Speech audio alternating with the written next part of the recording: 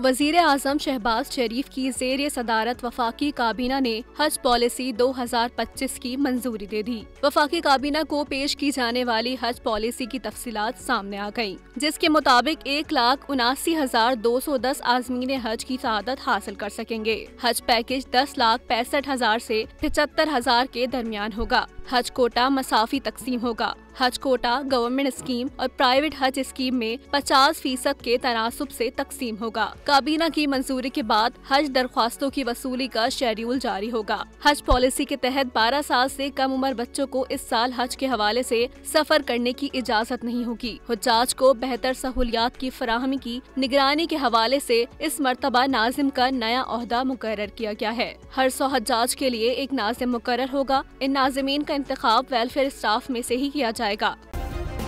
Subscribe करें और bell दबाएं ताकि कोई खबर रह न जाए।